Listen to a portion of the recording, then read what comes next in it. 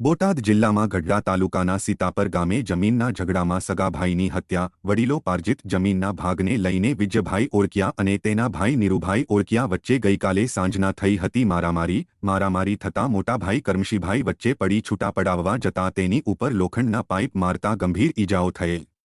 કરમશીભાઈને ગંભીર ઈજાઓ થતાં સારવાર માટે બોટાદ ખસેડેલ, જ્યાં સારવાર દરમિયાન તેમનું થયું મોત। તો સામે પક્ષે ચારે આરોપીઓને ઈજાઓ થતાં ચારે આરોપીઓ અમરેલી હોસ્પિટલ ખાતે સારવાર હેઠળ। મૃતકના ભાઈ વિજયભાઈએ તેના સગા ભાઈ, ભાભી અને બે ભત્રીજા મળી કુલ 4 સામે નોંધાવી ફરિયાદ। ઢસા પોલીસે નીરુભાઈ ભીખાભાઈ ઓળકિયા, રસીલાબેન ભીખાભાઈ ઓળકિયા, રાહુલ નીરુભાઈ, અનિલ નીરુભાઈ સામે હત્યાનો ગુનો નોંધી તપાસ હાથ ધરી।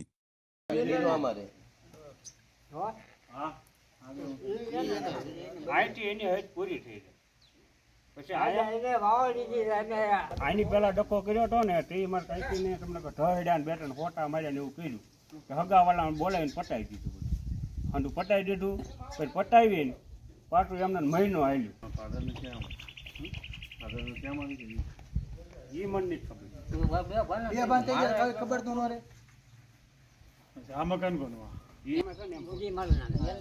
મારા ટાઈમે કોઈનું નામ એક ભાઈનું નથી આવ્યો ને કે છોકરાને ડાયરેક્ટ હાથમાં ફોટો હતો લેવાનું મળ્યા મારા કાંઈકીને પછાડી દીધા કે મારા કાકા ઘરમાં આવે બહાર આવે કે અમને બોલ્યો રજો હતો એમ કે ટેમ્પાળો બાંધવાનો